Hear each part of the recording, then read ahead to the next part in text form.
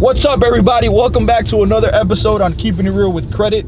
My name is Ray, your host, and I'm with Pedro from Express Auto Lease. If you don't know who Pedro is, you've seen him in one of my videos before as we discussed the differences between finance options or leasing options. He is the car guy in the Keeping It Real with Credit network. Explain to him what do you do? Well, guys, pretty much I am an auto broker, auto consultant. So what we do is that we pretty much help dealerships sell cars on a monthly basis. We bring them more volume, and in return, what we get is that we get the opportunity to offer you guys the cars at a lower price than the public would generally pay for the car. Right, so in a nutshell, he can get you a better pricing than the dealerships themselves just because of the volume they bring to the dealerships. It's kind of like some little hidden secret, little magic thing that they have together. And then as well, and today we're in his brand new Maserati GT. Gran Turismo, yes sir. Which is pretty badass, guys. This is fast. It's fast.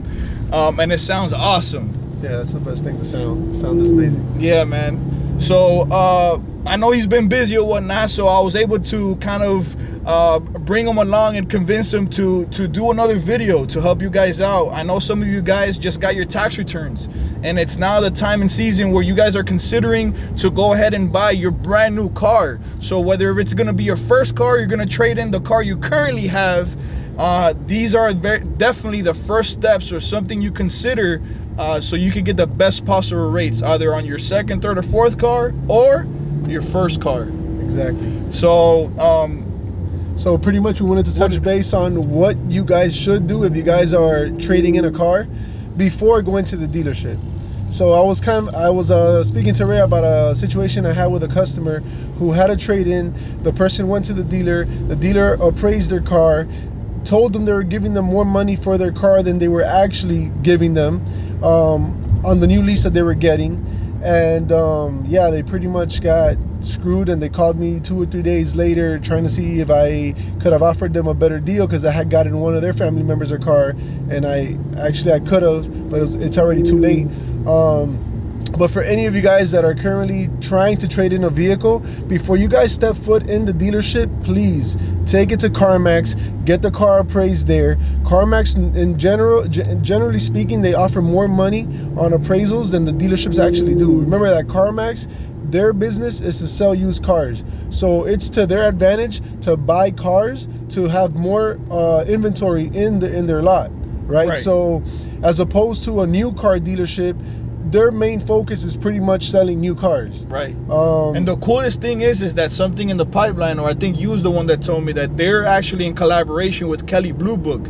So it's very, very close to what Kelley Blue Book offers you for your vehicle as far as evaluation wise. Right. Towards what they can offer you. And the cool thing is that when you go get your car appraised at CarMax, they give you a paper. They give you the appraised amount on paper. On paper, exactly.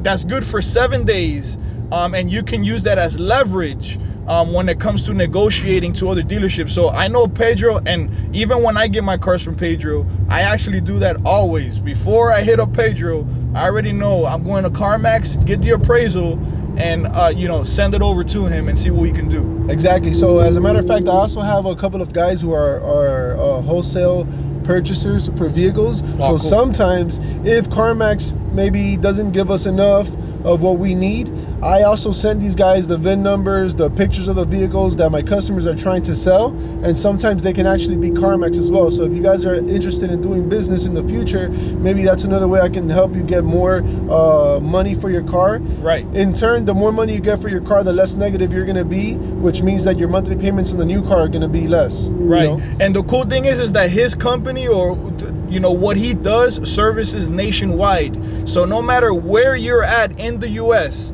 Alaska, Puerto Rico, California, Texas, New York, Chicago, Miami, we'll deliver wherever. the car straight to your home. Right. To your home. So they deliver it to you, and you sign the paperwork and everything on your home. And sometimes it even has to do with just the first month's due assigning. Exactly. And then obviously there's other other things that go by it. Now, obviously this is a leasing perspective, but when it comes to financing, you can help them out with that too, right? Yeah, I mean, we do both. It's either leasing or financing. Everything is still done through the dealership, so it's not like you guys have to, it's not like if you're going through an outside bank. If you get a car from me, for example, if you get a Mercedes, it's still going to be leased through Mercedes-Benz Financial. Right. If it's going to be financed, then obviously at the dealership, we go with whoever offers you the better lease interest rate, right, or the finance lease interest rate, as I should say. So yeah, we'll just go with the best bank in that regard. But if it's a lease, it's definitely through Mercedes-Benz Financial. If it's a Mercedes. Now, how do you deal typically with first-time car buyers?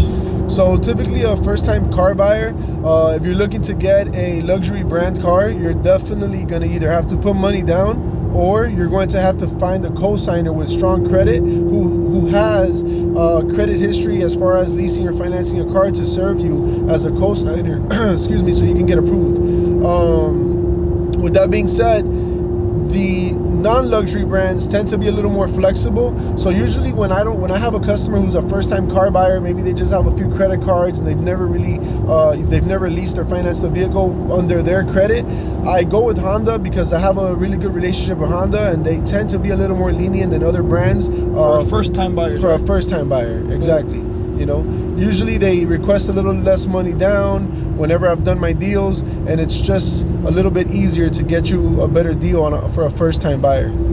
Got it. Now, with the leasing options, we was talking about before how some of the brands vary.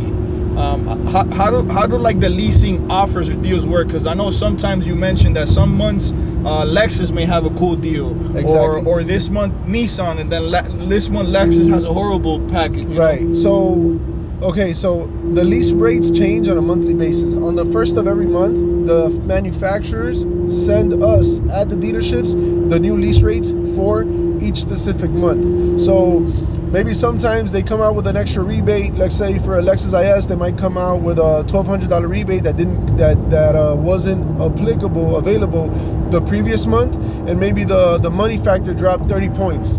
And things like that happen all the time. Sometimes you have a $3,000 rebate. Sometimes the bank pulls it for the month, and then you no longer have it. So maybe a Mercedes can have a better lease price in comparison to a Lexus. So that always fluctuates. Cool. And then as far as financing, does it work the same way, or is that just determined by the bank? Yeah, financing, pretty much the interest rate just is determined by the bank and determined by your credit score and your credit history.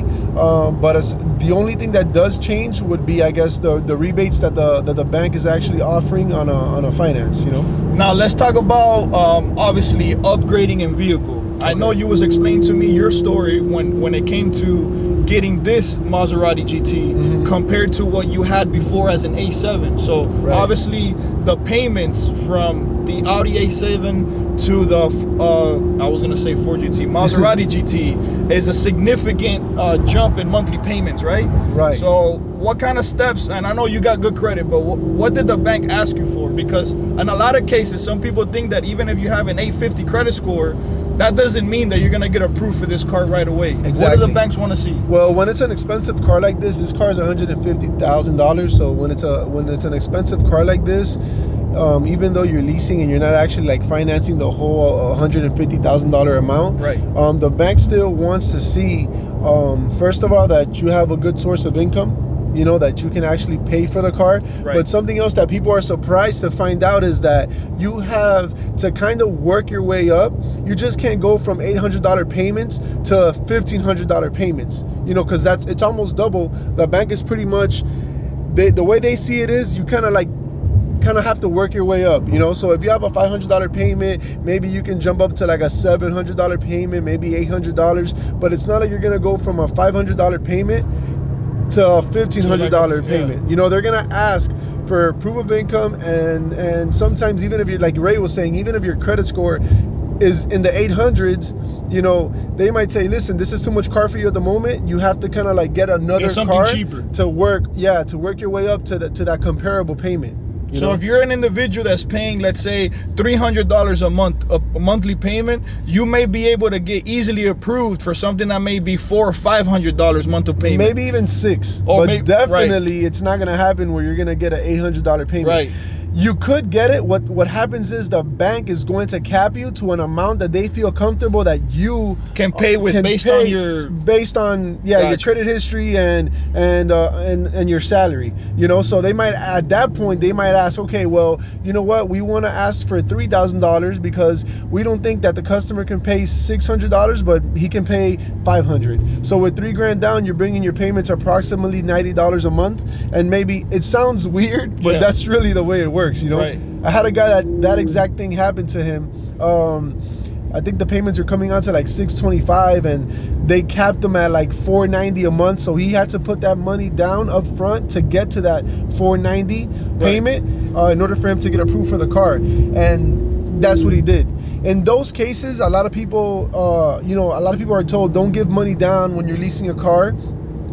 It's true. I always tell my customers, do not give money down. But now, in a case like this where it's evident that the money you're putting down is actually going towards the payments, exactly, then it doesn't really matter. You know what I mean? Because it's actually, you're not just throwing money away. It's actually going towards your payments, lowering your payments. So cool. So yeah. No, that's pretty cool. So that's something a lot of people don't know, because a lot of people assume that the banks are trying to make money or take advantage of you, when in reality they're just trying to put you in the best case scenario to make payments over time. And obviously, if we're protecting our credit score, that's definitely something that you guys got to consider. Right. Other than that, guys, I mean, I know you guys are wondering probably why this bow or this thing is behind here. This bow is here because when Pedro does deliveries, which we are going to do today later on, and hopefully we'll capture that for you, he delivers the cars to people's homes, to people's jobs, and in a tow truck,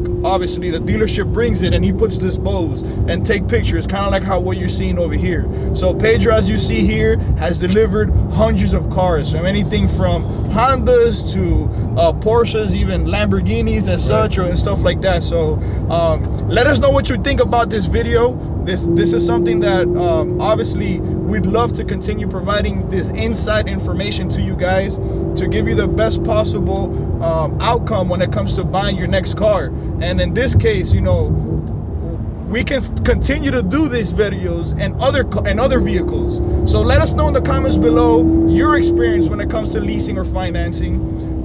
Also, let us know what car would you like to see next on this channel, brought to you by Pedro, and maybe we'll take a test drive in the car and talk about the next topic about the car, and maybe give you some stats of what does it take to buy the next car that we're in. Exactly. So other than that, guys, leave your comments below, comment, like, check his page out, check his Instagram, show him some love. And other than that, I'll see you next time on Keeping It Real with Credit. Peace. See you guys.